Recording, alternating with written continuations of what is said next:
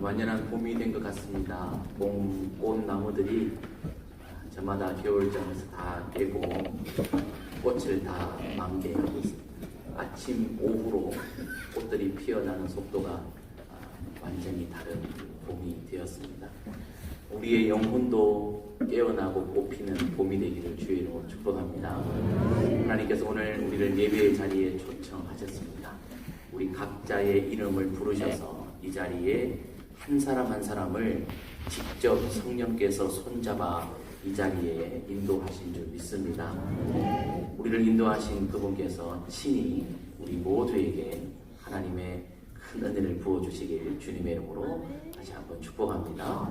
오늘 종려주일, 주를 위하여 기꺼이라는 제목으로 함께 말씀을 생각해 보도록 하겠습니다. 종려주일은 예수님께서 모든 사람들의 죄를 용서하시기 위해 십자가에 달리실 그 마지막 그 순간을 위해 예루살렘으로 입성하신 그 날을 기억하고 기념하며 감사하는 주일이 종려주일입니다. 옛날 사람들이 종려나무 가지를 흔들면서 호산나 호산나 주의 이름으로 오시는 이여 가장 높은 곳에서 호산나 외치면서 예수님의 예루살렘 입성을 기뻐했던 것처럼 우리 마음을 다해 목소리 높여 주님을 경배하는 날이 종려주일입니다.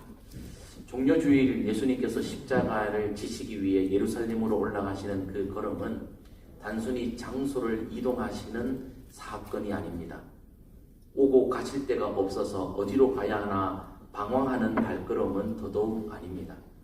모든 인류의 죄를 해결하기 위해, 십자가 지시기 위해, 하나님의 뜻을 이루어 드리기 위해 사명의 길을 걸어가시는 그 찬란한 정점의 이동이 바로 예루살렘으로 옮겨가시는 종려주일의 예수님의 발자취입니다.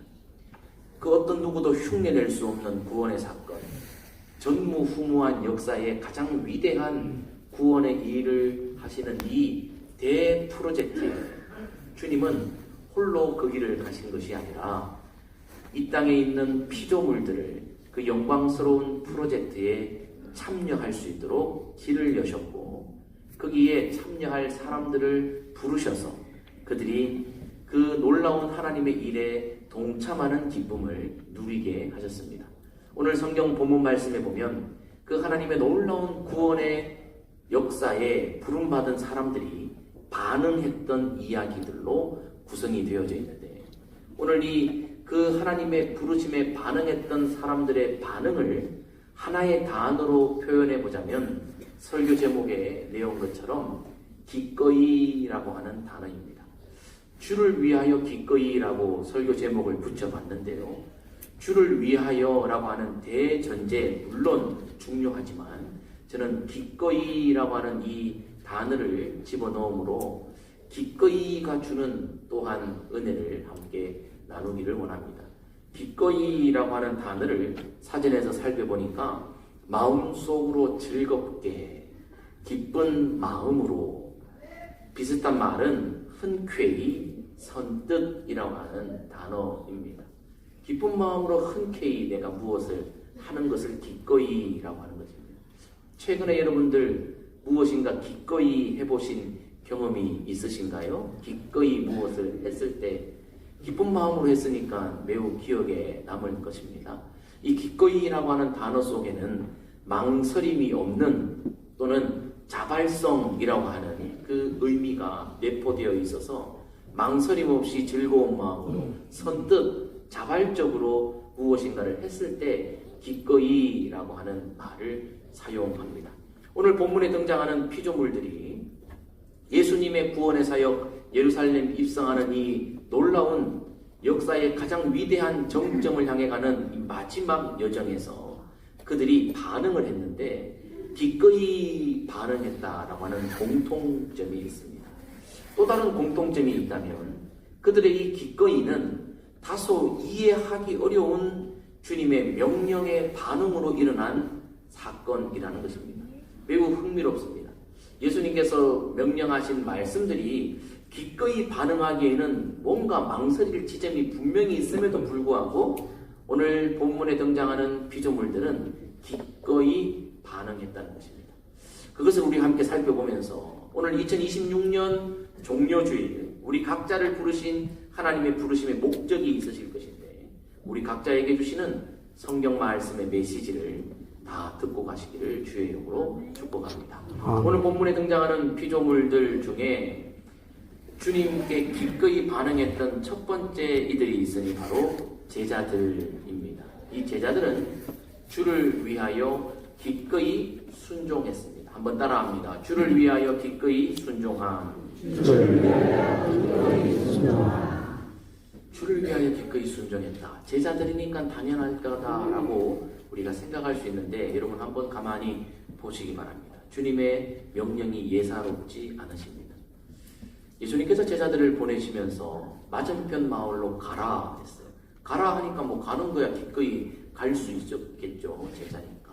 그런데 주님이 아무도 타보지 않은 나귀 새끼를 너희가 보게 될 것인데 풀어 끌고 오라 그랬습니다. 얘 두 번째 명령 풀어서 끌고 오는 건 뭐 사자를 풀어서 오라는 것도 아니요 늑대를 풀어서 오라는 것도 아니고 순한 나귀 새끼 풀어 오라니까 이거 뭐 큰 힘이 들겠습니까? 예 하지요. 할 수 있겠죠. 기꺼이 하겠습니다. 그런데 그 다음이 문제입니다. 나귀 새끼를 풀어가지고 오는데 누군가가 딴지를 걸면서 너 그거 왜 가지고 가니? 라고 혹시 묻는다면 주가 쓰시겠다 하고 냉큼 가져오라. 여기에서 망설이는 이 지점을 만나게 됩니다. 다 큰 성인들이요 윤리와 도덕이 있는 자들이고 무엇보다도 주님의 일을 한다고 하는 거룩한 일을 한다고 하는 제자들인데 이렇게 무례할 수가 있겠습니까? 어찌 다짜고짜 가서 풀어와서 뭐라 그러면 주가 쓰시겠다 하고 가져오라고 어떻게 주님이 이렇게 품격에 떨어지는 말씀을 하실까 싶어 되묻고 싶은 마음이 제자들에게 있었는지도 모르겠습니다만은 성경 그 어디에도 제자들이 예수님께 되물었다는 구절이 등장하고 있지 않습니다. 그들은 즉시 순종해서 가서 그대로 행했습니다. 이것이 제자들의 순종이었습니다. 이거 참 쉽지 않습니다. 우리도 믿음 생활이라는 것을 해보고 또 우리도 사람으로서 성인으로서 문화인으로서 이 땅을 살면서 부모님이나 어른들과 더불어 살고 이웃들과 더불어 살고 때로는 아랫사람들과 더불어 살 때 이런 순종 만나보기가 참 쉽지 않습니다. 여러분 잘 아시는 독일의 목사이자 신학자인 보네포, 나치의 그 강력한 압제 속에서 죽어 순교한 보네포 목사님이 나를 따르라라고 하는 책에서 이렇게 기록했습니다. 순종하는 자만이 믿는다. 다르게 말하면 순종하는 자가 믿는 자다라는 말이고요. 또 다르게 표현하면 순종하지 않으면 믿는 자가 아니다라고 말할 수 있습니다. 우리는 믿으면 순종이 뒤따를 것이다 라고 이해하고 그렇게 반응하려고 준비하고 있지만 아니요. 순종하면 믿게 된다는 것을 보네포 목사님은 이야기하고 있습니다. 그러면서 순종이 없는 은혜는 값싼 은혜다.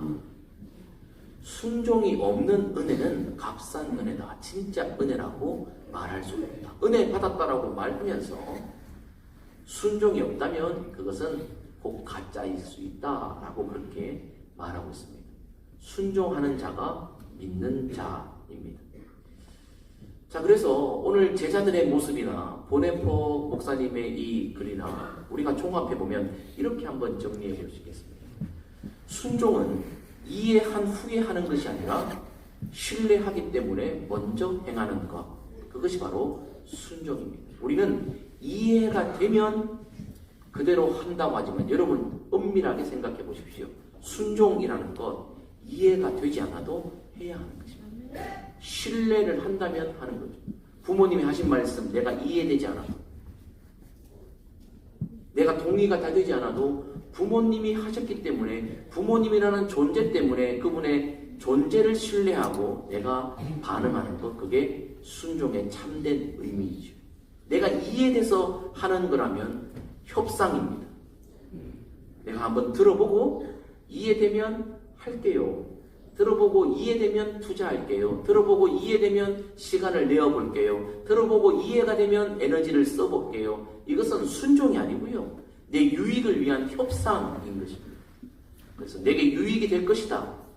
그렇게 내가 이해되고 수용되면 하겠다는 거죠. 이것을 순종이라고 말할 수가 없습니다.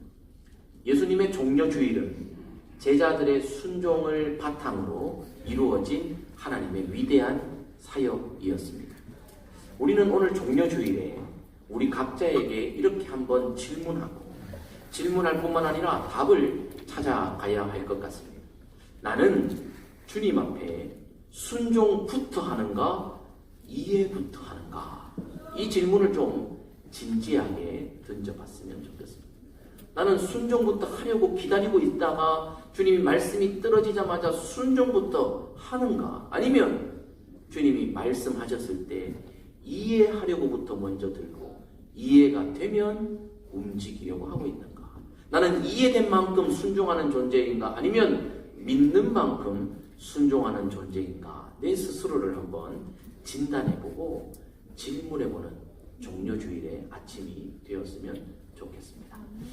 오늘 이 종려주일에 두 번째로 하나님의 놀라운 구원의 역사에 주연이 아닌 조연으로 초대받아 역사상 전무후무 더 이상의 예수님의 예루살렘의 입성의 이 모습 종려주일은 없습니다. 한번 지나가면 다시는 기회를 얻을 수 없는 이 역사적인 종려주일에 출연할 수 있는 그 초대에 응했던 또 다른 인물은, 피조물은 나귀의 주인입니다. 이 나귀의 주인이 어떻게 기꺼이 반응했느냐? 그는 주를 위하여 기꺼이 소유를 드림으로 반응하고 주님의 종려주의를 완성시켜 왔습니다. 한번 따라해 봅시다. 주를 위하여 기꺼이 소유를 드림. 오늘 본문 말씀의 5절과 6절 말씀해 보니까 주께서 쓰시겠다 이런 대로 말했더니 그대로 내어주었다 성경이 기록하고 있습니다. 여기서 우리가 한번 궁금해지는 거죠. 이 나귀 주인은 부자였을까라는 질문입니다. 우리가 가장 궁금한 질문 중에 하나가 부자인가라는 질문이지 않습니까? 그 사람 부자야? 잘 살아? 걔는 잘 산대? 걔네 집은 몇 평이래? 뭐 타고 다닌대? 뭐 입는데? 이거 우리 다 궁금해하지 않습니까? 사람에 대해서 알려고 할 때 말이죠. 이 나귀 주인은 부자였을까? 근데 여러분, 예루살렘에 살지 않고 예루살렘 들어가기 전 예수님이 계신 곳 맞은편 마을에 있는 사람이다 라고 하니까 우리의 표현으로 따지자면 강남 3구는 아닌 것 같아요. 큰 부자는 아니었던 것 같습니다. 이 나귀 주인의 집에 나귀는 도대체 몇 마리나 있었을까? 수십 마리, 수백 마리 중에 한 마리 새끼 나귀일까? 아니면 어미 나귀, 그리고 그 어미 나귀의 새끼 단 둘 덩그러니 있는데 데리고 오는 새끼 나귀인가? 이런 질문을 던져볼 수 있습니다. 질문을 왜 던지느냐? 성경이 알려주지 않기 때문에 질문을 하는 거예요. 그런데 아무리 추측해봐도 강남 3구는 아닐 것이고 강남 3구가 아니라면 한 집에 나귀를 100마리, 200마리 키울 일은 더더욱 없을 것이고 아마도 한두 마리 넉넉히 쳐줘서 3-4마리 있다고 쳐봅시다. 자, 그런데 중요한 것은 나귀 새끼를 기꺼이가 뭐라 그랬어요? 망설임 없이 자발적으로 즐거운 마음으로 흔쾌히 선뜻 내어줬다는 거예요. 이것이 중요합니다. 이게 왜 중요하냐? 여러분 한번 잘 생각해 보세요. 만약 이 나귀 주인이 100마리, 200마리 나귀를 키우고 있는 부자라고 쳐봅시다. 부자라고 쳐도 주가 쓰시겠다 한마디에 선뜻 내 소유를 내놓는 것이 쉬울까요? 아니요, 쉽지 않습니다. 여러분 우리 한번 생각해 보세요. 여러분들 한번 생각해 보십시오. 지금 우리 얼마나 잘 살고 있습니다. 우리 대한민국은 세계에서 손꼽히는 경제 강국이고 문화 강국이고 그 어느 누가 한국, 대한민국 그러면 얕잡아 보는 사람이 이제는 없는 시대에 살고 있는 멋진 국민들이십니다. 잘 먹고 잘 살지요. 세계 모든 나라들의 순위를 한번 매겨보면 우리나라처럼 잘 먹고 잘 사는 나라 여러분 위에 별 없습니다. 근데 여러분 잘 생각해 보세요. 여러분 주변이나 아니면 여러분 스스로나 많이 가졌다고 나누는 것이 잘 되던가요? 많이 가진 사람이 콩 한 쪽 나누는 거 잘 되던가요? 커피 한 잔 나누는 게 잘 되던가요? 반대로 많이 가지지 못했다. 삶이 형편이 어렵다. 빈국에 산다. 그렇다고 해서 나누지 못하던가요? 여러분 우리 주변을 한번 보십시오. 우리가 생각해도 저분 어떡하나? 저 자녀들은 어떻게 크기나 하겠나? 싶은 그런 분들이 콩이고 된장이고 팥이고 뭐 고추장이고 있는 것 없는 것 그저 이웃들과 함께 나누려고 내놓는 사람들 주변에 많이 있어요 없어요? 있습니다. 여러분 나눈다고 하는 것은요 많다고 해서 저절로 나눠지는 건 아니고요 적다고 해서 전혀 불가능한 것도 아닙니다. 이 낙이 주인이 중요한 것은 나눴다는 거예요. 드렸다는 거예요. 누구를 위해? 주님을 위해. 이거 참 여러분 쉽지 않은 결단이고요. 기꺼이라고 하는 이 단어가 들어가면 더더욱 어려운 것입니다. 기꺼이. 여러분들은 여러분들을 양육해 주신 부모님에게 기꺼이 여러분의 안방과 기꺼이 여러분들의 금고와 기꺼이 여러분들의 주식과 기꺼이 여러분들의 액세서리를 부모님께 드릴 수 있습니까? 부모라도 고민해 봐야 합니다. 형제는요 더더욱 고민해 봐야 합니다. 이웃은요 매우 고민스럽습니다. 모르는 사람이라면요 관심이 없습니다.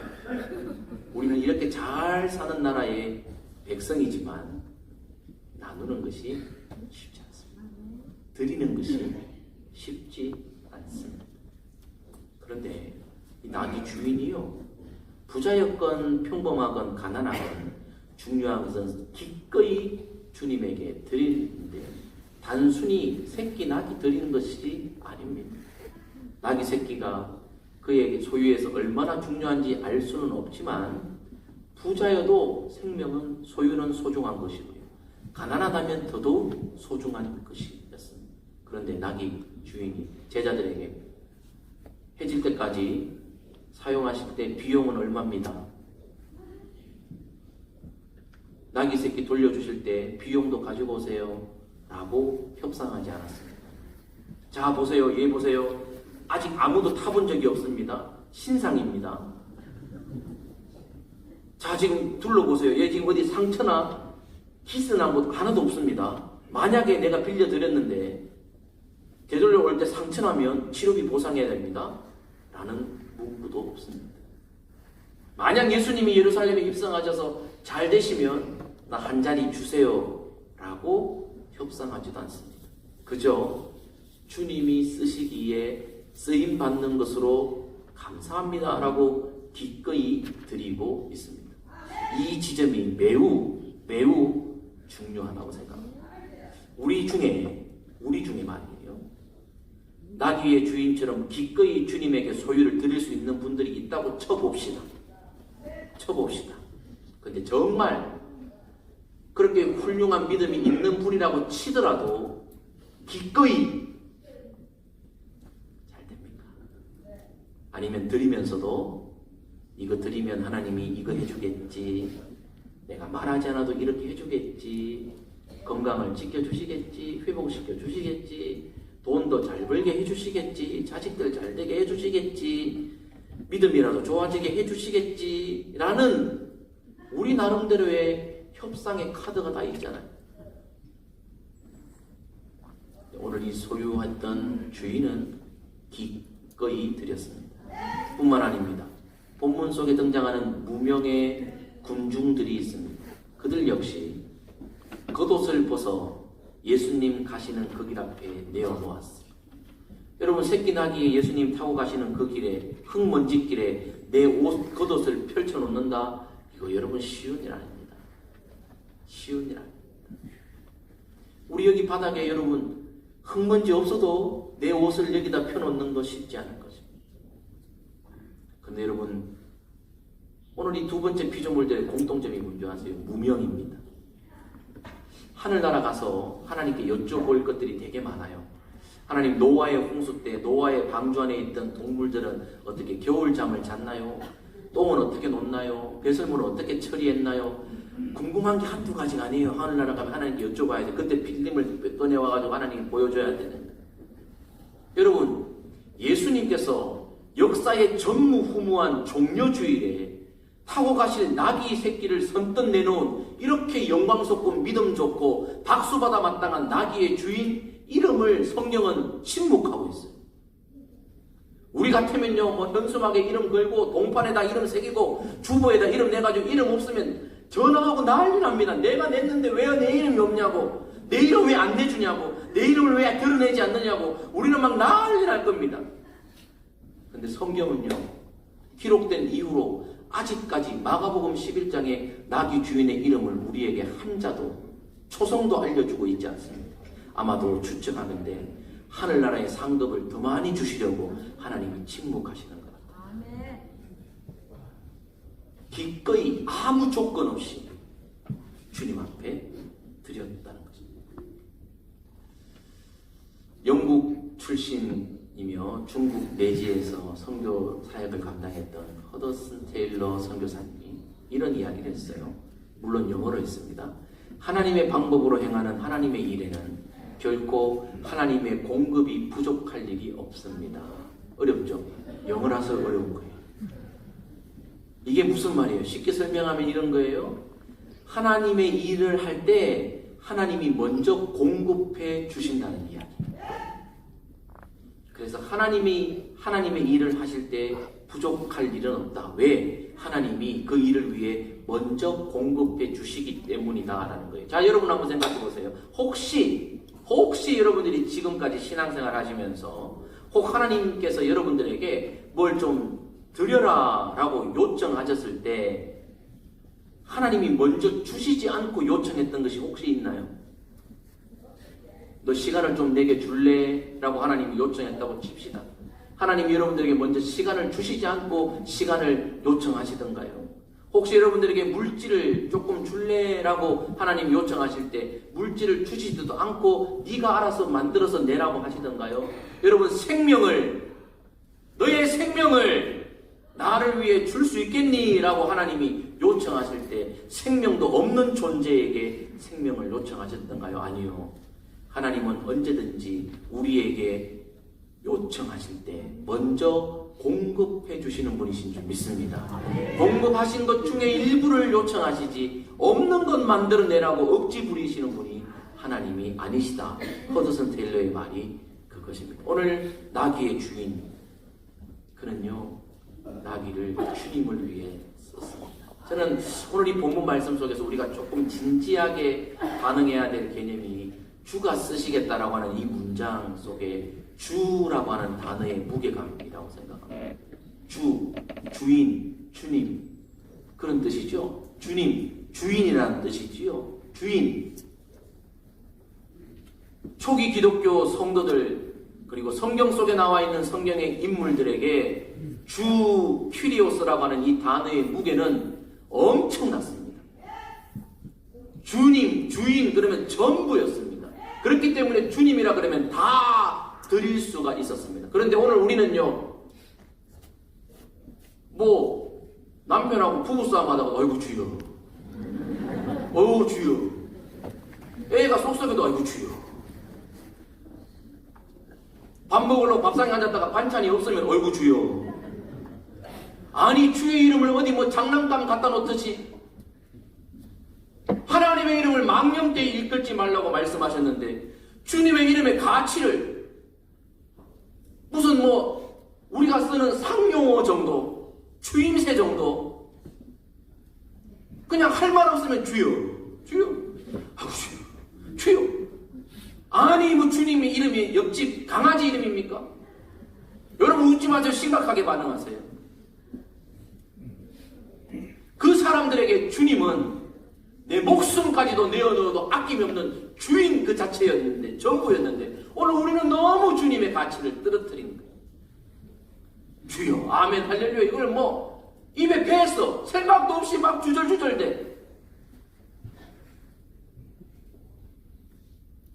그러니 내가 생각도 없이 주저주저대는 주여 아멘 할렐루야 이게 무게감이 없으니까 진짜 주인이 나타나셔서 주인이 말씀하실 때 그 주인의 말씀에 무게감을 우리가 느끼죠. 그래서 주님이 말씀하셔도 주님이 쓰시것도 하셔도 못 들은 척, 이해 안 되는 척, 나는 아닌 척. 주님이라고 하는 이 고백의 무게를 회복할 수 있는 종려주일 되시기를 주의 이름으로 축복합니다. 우리가 뭐 수십 년 믿으면서 종려주일을 수십 번 지나도 주가 쓰시겠다라고 하는 이 말에 주에 대한 개념이 정확하게 정립되어 있지 않으면 우리는 가짜 신앙입니다. 믿는 척하지만 제대로 못 믿는 신앙이다 이 말이에요. 흉내만 내는 사람들. 우리는 스스로 질문해야 합니다.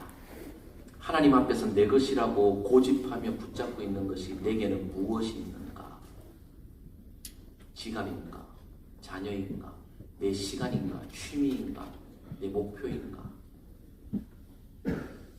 주님께서 쓰시고자 할 때 내가 계산치 않고 기꺼이 내어드릴 만한 의향이 내게 있는가? 없다면 종려주일에 회복시켜 달라고 기도할 의향은 있는가? 주님이라는 개념을 회복할 수 있는, 주인이라고 하는 개념을 회복할 수 있는 저와 여러분 되기를 주님의 이름으로 축복합니다. 오늘 본문 속에 역사의 전무후무한 가장 위대한 십자가의 이 프로젝트에 초대받은 조연 배우 중에, 피조물 중에 또 다른 존재가 있으니 사람이 아니라 짐승입니다. 바로 새끼 나귀입니다. 이 새끼 나귀는 주를 위하여 기꺼이 자신을 헌신했습니다. 주를 위하여 기꺼이 헌신했다. 오늘 본문 말씀해 보니까 이 새끼 나귀는 말 그대로 새끼여서 아직 아무도 타보지 않은, 아무 짐도 싣지 않았던 말 그대로 여리여리한 신상. 아무도 실지 않고 타지 않았다는 것은 굳은 살이 배기지 않았다는 거예요. 다리에 관절에 힘이, 근육이 없다는 얘기예요. 그런데 여러분 30대 유대인 청년 예수 다이어트를 하셨다 쳐도 새끼 나귀가 등에 예수님을 태우고 가는 것은 만만치 않았을 것입니다. 여러분 한번 생각해 보십시오.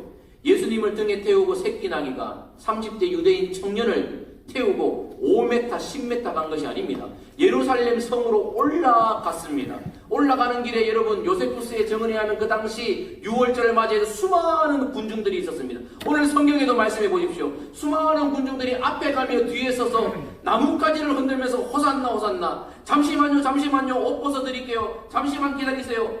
신호대기가 이만저만이 아니에요. 예수님 가신다고 초록불이 계속해서 파란불이 직진한 것이 아니에요. 빨간불 계속해서 멈췄어요. 여러분 새끼 나귀 입장에 한번 대보셨어요? 아이고 이 양반 태워가는 것만 해도 내가 지금 죽을 지경인데 길은 왜 이렇게 막혀?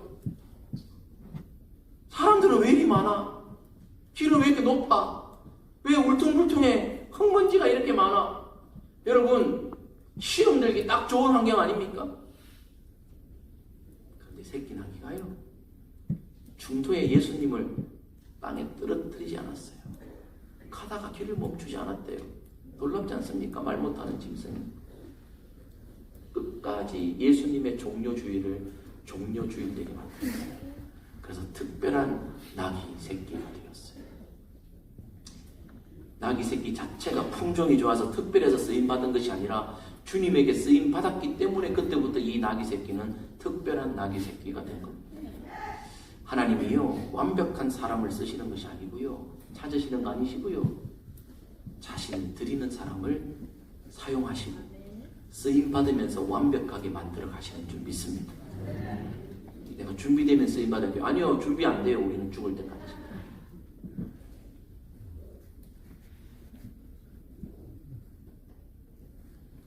제가 목사로 결혼하고 목사하고 애를 놓을 때 멋부린다.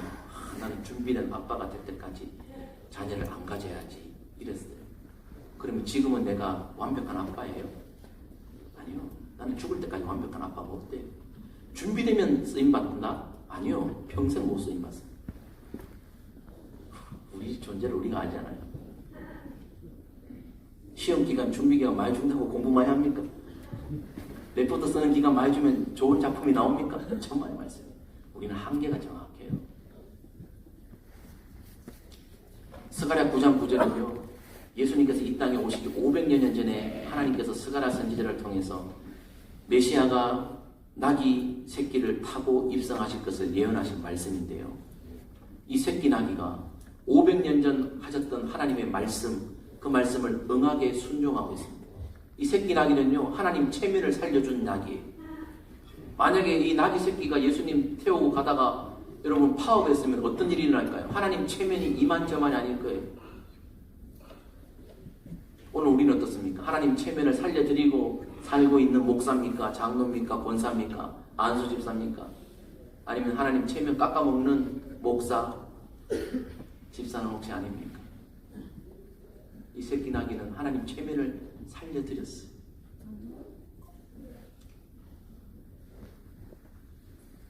아우, 내가 허리가 아파가지고요. 다리가 아파가지고요. 요즘 경기가 어려워가지고요. 우리 이 핑계 저 핑계 다 됩니다. 나귀 새끼. 아이고, 나는 한 번도 안 태워봐가지고 잘 못하겠는데요. 우리 삼촌 타고 가세요. 저 부잣집 나귀 타고 가세요. 평소에 고기 먹고 가가지고 힘이 장난입니다. 장난이 아닙니다. 저거 타고 가세요. 성찰감이 좋습니다. 이렇게 하지 않았어요. 부족하지만 나를 쓰시기 원한다면 내 등을 드리겠습니다. 이탈리아의 위대한 연주가 파가니니의 이야기를 여러분 한 번쯤은 들어보셨을 거죠. 엄청나게 유명한 연주가였습니다. 특별 연주회로 그가 무대에 섰습니다. 사람들이 기대하고 있습니다. 천하의 파가니니의 연주를 현장에서 내가 듣다니. 파가니니가 연주를 하려고 화를 딱 올렸는데 줄이 툭 하고 하나가 아유 멋쩍어서 그래도 하려고 또 올렸는데 또 툭 또 툭. 여러분 바이올린이 4줄이거든요. 3줄이 남았습니다. 한 줄 남았습니다. 사람들이 웅성대기 시작합니다. 야 이건 안 된다. 천하의 파가닌이라도 한 줄 가지고는 뭐 되겠냐. 여러분 아시죠? 한 줄 가지고 연주를 시작하는 너무 멋진 연주. 실제로 파가니니가 바이올린 4줄 중에 2줄을 사용하는 곡, G현 한 줄만 사용하는 곡을 작곡하고 연주하기도 했답니다. 여러분 저나 여러분 같으면 바이올린 준 40줄이 있었는데 소리가 나겠어요? 우리 정의한 집사님 되지만 제가 40줄 있다고 되겠어요? 파가니니는 한 줄만 있어도 연주가 됩니다. 여러분 아우 나 허리가 아파서 시간이 없어서 나이가 들어서 돈이 없어서 배운 게 없어서 하나님의 손에 들려지면 한 줄이 아니라 줄이 없어도 연주가 될 줄 믿습니다. 여러분 이 세상에서 가장 서러운 일이 뭐예요? 불러주는 것 없고 써주는 것 없는 거 아닙니까?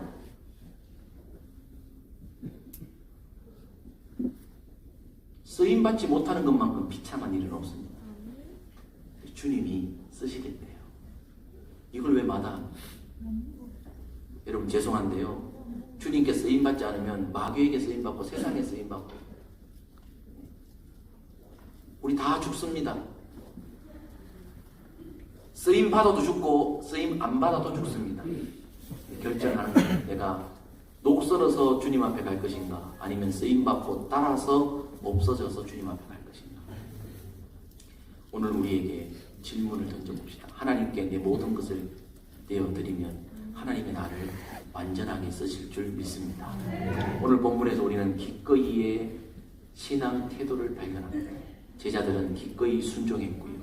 나귀 주인은 기꺼이 소유를 드렸고 새끼 나귀는 기꺼이 자신을 헌신했습니다.